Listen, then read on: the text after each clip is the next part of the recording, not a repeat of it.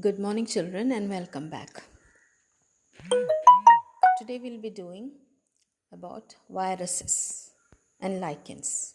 Right, children, you did not find this virus name mentioned anywhere in this two kingdom or the five kingdom classification. What's the reason for that? Yes, that is, they are not truly living. That is, they are non-cellular, and so they are not living, right? Okay, then how does it cause our diseases? If it is not living, how does it cause disease in human beings and other organisms? When it infects any organism, living organism, only their genetic part will enter into the host body and the outer protein coat will stay outside, right? Okay, and this genetic material starts multiplying inside our body as well as the host body and multiplies to form number of viral particles. Okay, right, that is why it is also called as obligate parasite. Obligate parasite, right? So what is the structure? I just now told you that what is a virus made up of? It has only two components, children. That is, it can be called as a nucleoprotein. Nucleoprotein, which means it has a protein outer coat made up of protein and which is enclosing the nuclear material, which is the genetic material, which is mostly RNA. It can be DNA also sometimes, right? Okay, so what is the main structure? What is the structure made up of virus? It is consist of an outer protein coat enclosing a nucleic acid, and the nucleic acid is infectious. Okay, it is can be called as a nucleoprotein, and the nucleic acid part is infectious. Clear? Okay, then it was actually Louis Pasteur who gave the name as virus, which means poison or venom. Venom or poison. Clear? Okay, but it was discovered by another person.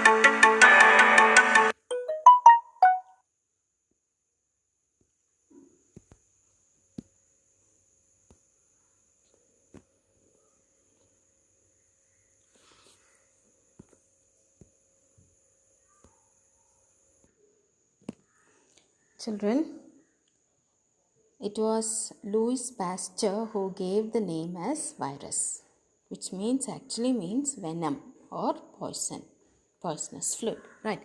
But it was Ivanovsky who discovered virus. He saw that this tobacco mosaic virus, tobacco mosaic disease, was caused by not by a bacteria or any other so-called, known pathogens.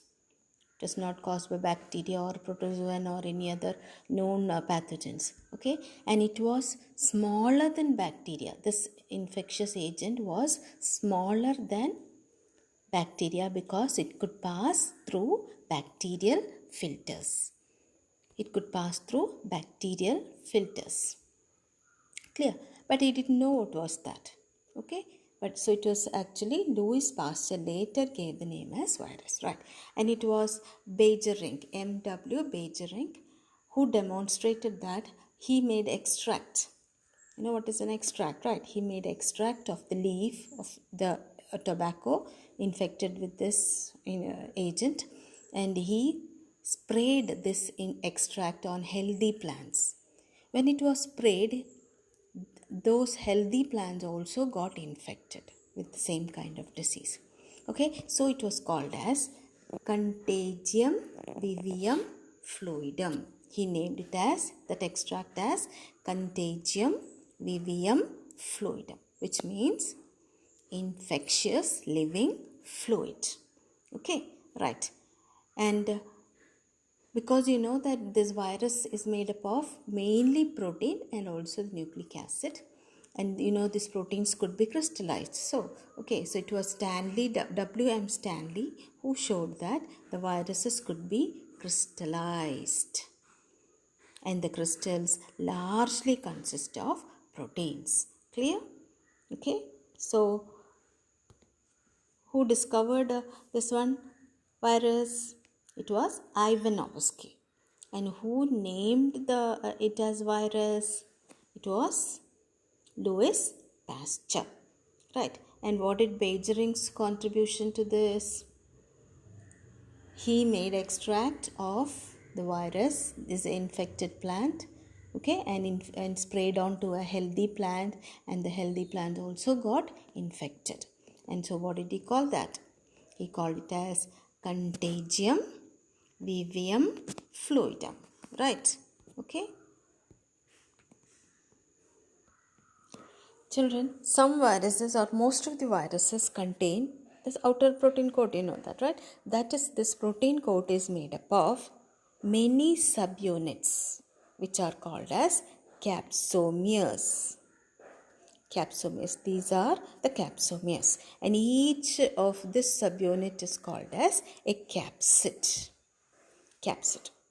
This together is called as capsomeres. Many units together is called as capsomeres, and each of this unit is called capsid. Clear? Okay. And the genetic material is mostly RNA, but the virus which infect a plant is mainly made up of RNA. Okay. Whereas the viruses which infect human being or animals may contain single-stranded RNA or DNA or double-stranded DNA. You got it?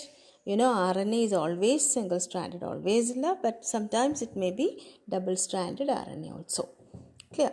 And also, what is a bacteriophage, children? What is a bacteriophage? This is a bacteriophage, which is the virus infecting a bacteria, which is called a bacteriophage, right?